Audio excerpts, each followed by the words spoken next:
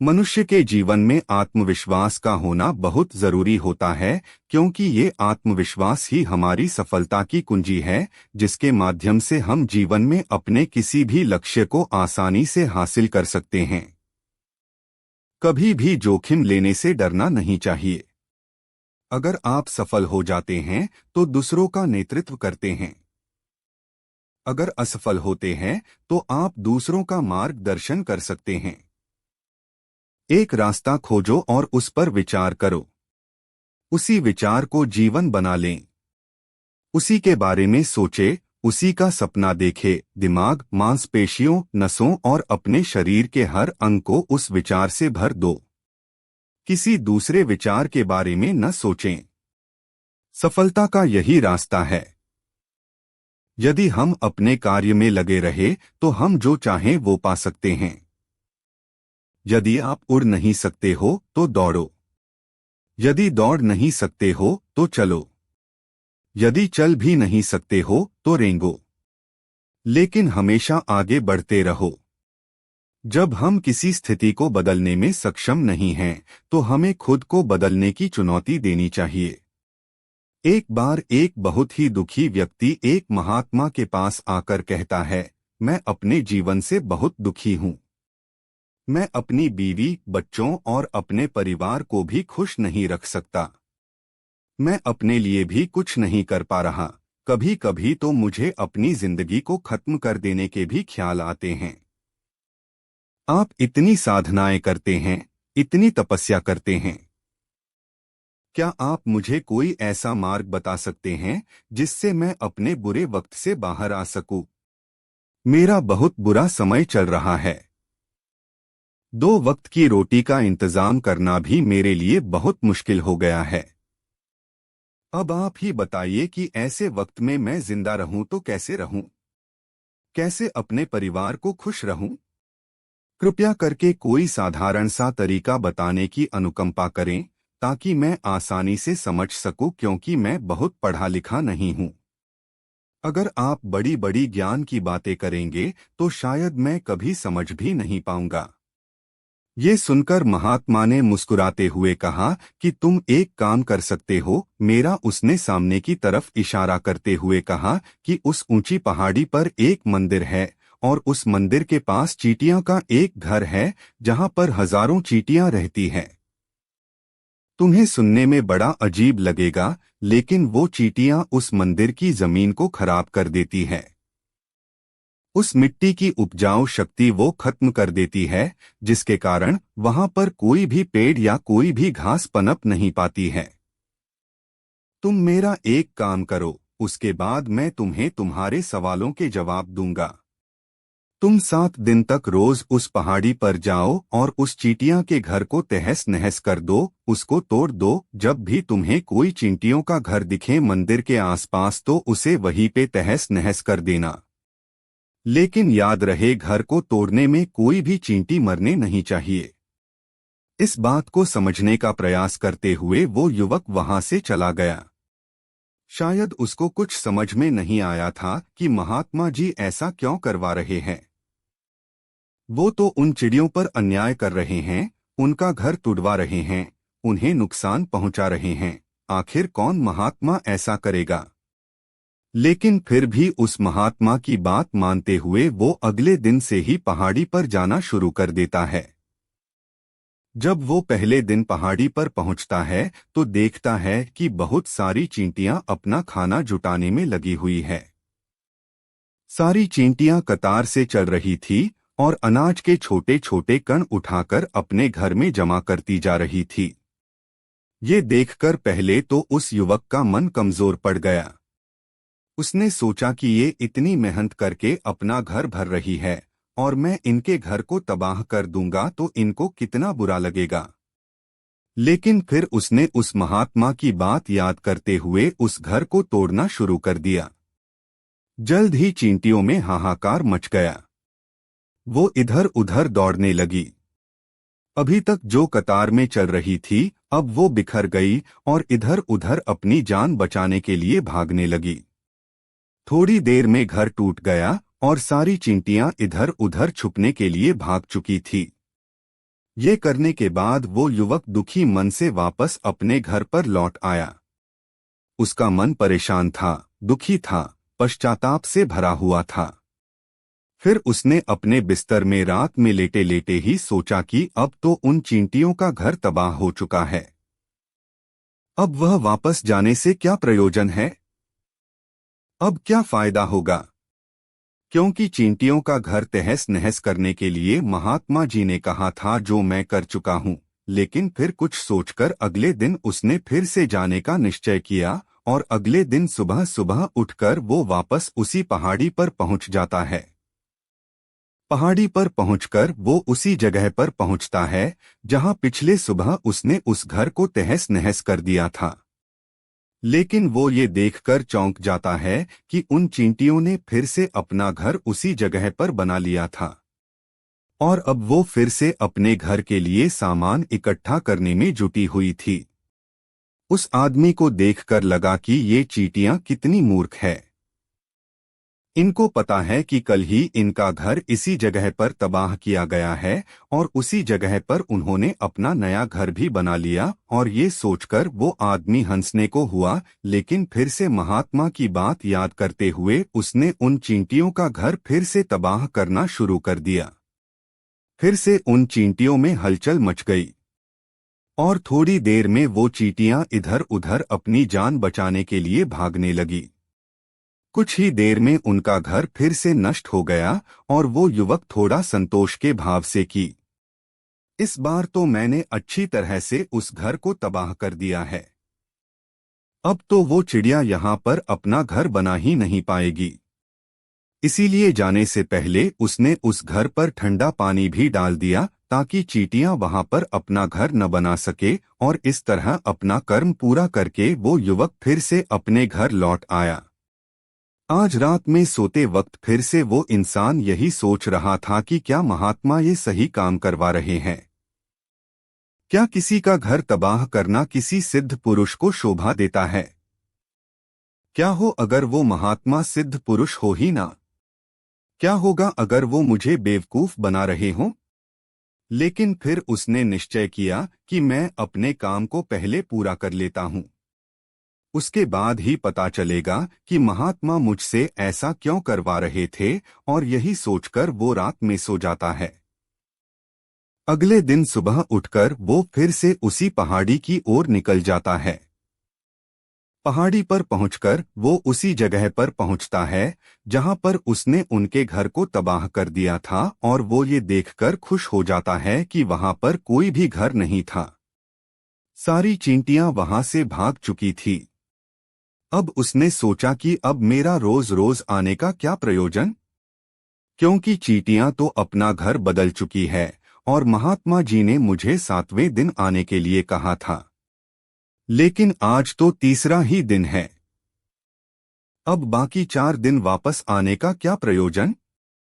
और यही सोचकर उसने निश्चय किया कि यहाँ से वो सीधा उसी महात्मा के पास जाएगा और उनको ये सारी खबर बता देगा। जब वो वापस मुड़कर उस पहाड़ी से उस महात्मा की कुटिया की तरफ जाने लगा तो उसने देखा तो अचानक उसकी नजर एक और घरौंदे पर पड़ी जो कि चींटियों का ही बनाया हुआ था। मतलब कि वो घरौंदा चींटियों ने ही बनाया था और अब वो चींटियां नए घर में वास कर चुकी थी। ये नया घर उनके पुराने घर से थोड़ी ही दूरी पर था और जब उसी युवक की नज़र उस घरौंदे पर पड़ी तो उसने सोचा कि शायद महात्मा को पता था कि ये चींटियां अपना घर यहाँ से बदलकर किसी दूसरी जगह पर बना लेगी। इसीलिए उन्होंने मुझे 7वें दिन आने के लिए कहा था और ये विचार करके वो उसका नया घर भी तोड़ने के लिए पहुंच जाता है। जब वो वहां पहुंचा तो चींटियां उसी तरह अपने कार्य में लगी हुई थी। वो अपने लिए खाना इकट्ठा कर रही थी और अपने घर में जमा करती जा रही थी जो पुराना घर टूटा था। वहां भी अनाज के कारण बचे हुए थे और चींटियां वहां से भी अनाज इकट्ठा कर करके वापस अपने नए घर में ला रही थी। अब यहाँ पर फिर से युवक का मन थोड़ा कमजोर पड़ गया क्योंकि वो खुद भी कमजोर था, खुद भी वक्त का मारा हुआ था। इसीलिए उसके मन में उन चींटियों के प्रति दया का भाव उमड़ रहा था। उनके ऊपर उसे दया आ रही थी।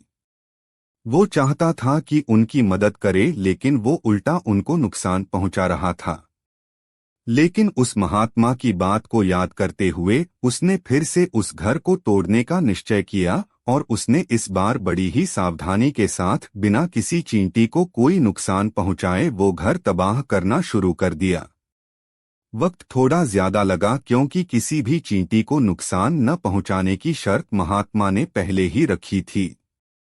इसीलिए उसको बड़ी सावधानी के साथ उन घरों को तबाह करना था। लेकिन आखिरकार उसने उस घर तबाह कर दिया, और उस घर को तबाह करने के बाद वो बड़े ही दुखी मन से, इस बार वो पहले से भी ज्यादा दुखी था, क्योंकि उसने उनका नया घर भी तोड़ दिया था। वो उन चींटियों को बसने ही नहीं दे रहा था, और वो अब अपने आप को शैतान या दानव समझने लगा था। लेकिन फिर भी उस महात्मा की बात को मानते हुए वो अपने घर पर दुखी मन से वापस आ गया। रात में सोने से पहले एक बार उसने फिर से सोचा कि मैं कितना बड़ा शैतान हूँ, कितना बड़ा दानव हूँ। पुराना घर तो छोड़ो, मैं उन चींटियों को कहीं भी बसने के लिए कोई जगह ही नहीं दे रहा हूँ। वो चींटियां मेरे बारे में क्या सोचती होंगी? वो कितना दुत्कारती होंगी उस परमात्मा को जो मेरे द्वारा ये काम करवा रहा है। लेकिन फिर भी उसने अगले दिन जाने का निश्चय किया, और अगले दिन सुबह सुबह वो फिर से वहां पर पहुंच गया। वो ये देखकर फिर से आश्चर्यचकित रह जाता है कि इस बार चींटियों ने एक और नई जगह पर अपना घर बना लिया था। तो पहले से भी ज्यादा ऊर्जा के साथ काम कर रही थी, और उन्होंने एक रात में पहले से भी बड़ा घर बना लिया था, और अब वो फिर से अपना अनाज और खाना इकट्ठा करने में जुटी हुई थी। ये देखकर उस आदमी को लगा कि ये चींटियां किस मिट्टी की बनी हुई है।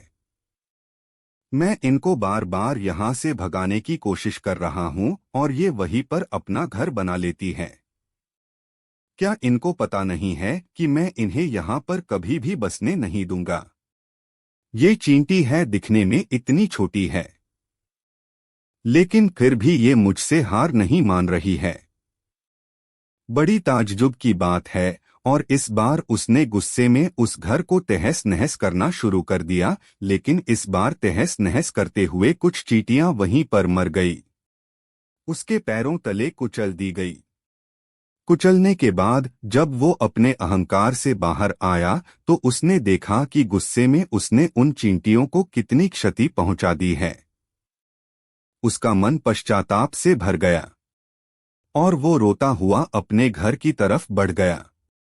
रात में सोते वक्त उसने सोचा कि मैं उन चींटियों पर बहुत ज्यादा अत्याचार कर रहा हूँ, अब इससे ज्यादा अत्याचार में नहीं कर पाऊंगा। और यही सोचकर वो अगले दिन उन चींटियों के लिए अपने घर से थोड़ा आटा लेकर उसी पहाड़ी पर पहुंच जाता है।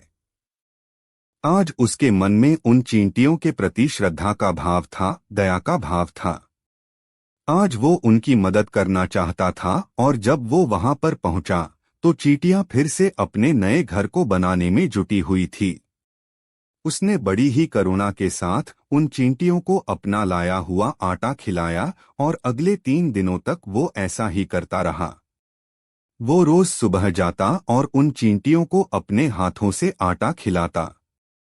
7 दिन के बाद वो युवक उस महात्मा के पास पहुंचकर हाथ जोड़कर बोलता है कि हे महात्मा जी, मुझे माफ कर देना। मैंने उन चींटियों का घर तबाह करने के लिए बहुत कोशिश की। मैंने उनका घर तबाह किया भी, एक बार नहीं 4 बार मैंने उनका घर तोड़ा। उसके बाद मैं हिम्मत नहीं कर पाया, उनके घर को नहीं तोड़ पाया। मैं समझ सकता हूं कि मैंने आपका काम पूरा नहीं किया, और इसके बदले आप मुझे वो तरीके भी नहीं बताएंगे जो कि मुझे मेरे बुरे समय से बाहर निकाल सकते हैं। लेकिन मुझे इसका कोई खेद नहीं है। मुझे लगता है कि मैंने जो किया वो सही किया, इसीलिए मैं आपसे आज्ञा लेकर वापस जा रहा हूँ। कृपया मुझे वापस अपने घर जाने की आज्ञा दीजिए। ये सुनकर महात्मा ने मुस्कुराते हुए कहा कि अरे बेटा, कहाँ चल दिए? रुको तो सही, जलपान तो कर लो, थोड़ी देर ठहर जाओ। उसके बाद चले जाना, और ये कहकर वो महात्मा उस युवक के लिए पानी लेकर आते हैं। पानी पिलाने के बाद महात्मा उस युवक से पूछते हैं कि तुम मुझे ये बताओ कि आखिर तुम उन चींटियों का घर तबाह क्यों नहीं कर सके।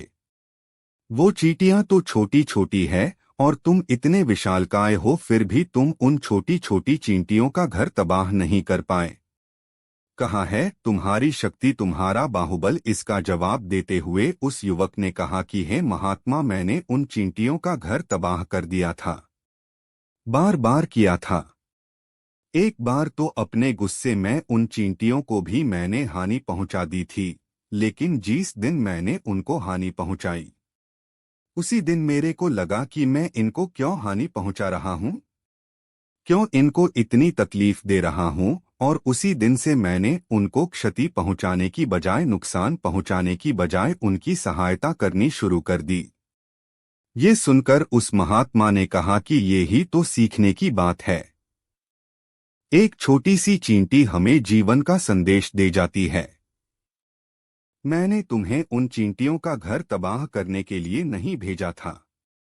मैंने तुम्हें भेजा था ताकि तुम उन चींटियों से कुछ सीख ले सको। तुम्हें क्या सीख मिली उन चींटियों से, क्या मुझे बता सकते हो? ये सुनकर उस युवक ने पूरी कहानी बयां कर दी। पूरी कहानी सुनने के बाद महात्मा ने मुस्कुराते हुए कहा कि बेटा, पहली सीख जो इन चींटियों से लेने की थी वो ये थी कि तुमने कितनी ही बार उनके घर को तोड़ने की कोशिश की, कितनी ही बार प्रयास किया कि उनका घर तबाह हो जाए, लेकिन वो हर बार अपना नया घर बना लेती थी। उन्होंने कभी भी हार नहीं मानी। अगर वो हार मान लेती तो वो चींटियां तुम्हें वहां पर नहीं मिलती। जीवन कार्यशीलता का नाम है, कर्मशीलता का नाम है, लेकिन हम मनुष्य एक दो बार हार मिलने पर ही टूट जाते हैं, हताश हो जाते हैं और फिर जीवन में प्रयास ही नहीं करते। और कुछ लोग तो अपनी जिंदगी को खत्म करने पर उतारू हो जाते हैं। लेकिन जानवरों में तुमने एक बात देखी होगी कि वो अपना जीवन खुद से, स्वयं से कभी खत्म कर ही नहीं सकते हैं। तुमने कभी नहीं सुना होगा कि किसी जानवर ने आत्महत्या कर ली, चाहे वो जानवर कितना ही भूखा क्यों ना हो, कितना ही दुखी क्यों ना हो, लेकिन वह अपने जीवन के लिए हमेशा संघर्ष करता रहता है। लेकिन वहीं पर दूसरी तरफ हम मनुष्य एक दो बार हताश होने पर ही अपना जीवन खत्म कर लेते हैं। जीवन तो कर्मशीलता है, कर्म करने का नाम है जीवन, और मृत्यु आखिरी विश्राम है, परम विश्राम है। इसीलिए मृत्यु से पहले कर्म करना कभी मत छोड़ना, क्योंकि मृत्यु के बाद तो तुम परम विश्राम में चले ही जाओगे। तो उससे पहले कर्म करना क्यों छोड़ रहे हो? क्यों हताश हो रहे हो? अगर तुम्हारा एक घर टूट गया है तो दूसरा घर बनाने का प्रयास करो, कोशिश करो, और कोशिश करने वालों की कभी हार नहीं होती। ये तुम उन चींटियों से देख चुके हो। देखने में तुमसे कितनी छोटी है वो चींटियां, और तुम इतने बड़े हो, लेकिन उनका मन तुम्हारे मन से इतना बड़ा है, इतना विशाल है, इतना दृढ़ संकल्प ही है कि इतनी बार घर टूटने पर भी उन चींटियों ने कभी हार नहीं मानी। दूसरी सीखी यहाँ से लेने की थी, वो ये थी कि जब भी हमारे ऊपर बुरा समय आता है, हमें लगता है कि ये समय कभी नहीं जाएगा, ये समय मेरे जीवन को बर्बाद कर देगा, मुझे कभी नहीं जीने देगा, और अपने इन्हीं ख्यालों से, अपने इन्हीं विचारों से, जिनका असलियत में कोई भी अस्तित्व नहीं है, वो सिर्फ विचार है, और वही विचार हमारे मन को दुखी कर देते हैं, और इसीलिए हम प्रयास करना भी छोड़ देते हैं। लेकिन तुम खुद सोचो कि बार बार प्रकृति हमें क्षति पहुंचाएगी, नुकसान पहुंचाएगी, लेकिन कब तक पहुंचाएगी? अगर हम बार बार फिर से उठ के फिर से नया प्रयास करते रहेंगे तो प्रकृति भी हमारे सामने घुटने टेक देगी, और वो भी एक दिन हमारे ऊपर दयावान हो जाएगी, कृपालु हो जाएगी, और वो हमें सब कुछ देने लगेगी जिसकी हमने कभी कामना की थी। तुमने खुद देखा कि तुम उन चींटियों को तबाह करने के लिए पहुंचे थे, लेकिन बाद में तुम ही उन चिड़ियों को अनाज और आटा देने लगे। तुम ही उन पर कृपालु हो गए। क्यों हुए? क्योंकि तुमने देखा कि वो चींटियां हार ही नहीं मान रही है। इसी तरह अगर तुम भी अपने जीवन में कभी हार नहीं मानोगे तो एक ना एक दिन ये प्रकृति तुम्हें वो सब कुछ देगी जो तुम अपने जीवन में पाना चाहते थे। इसीलिए दो सीख याद रखना, कर्मशीलता, कार्य करते जाना, और दूसरा कि एक ना एक दिन प्रकृति तुम्हारी उस कर्म का परिणाम तुम्हें जरूर देगी।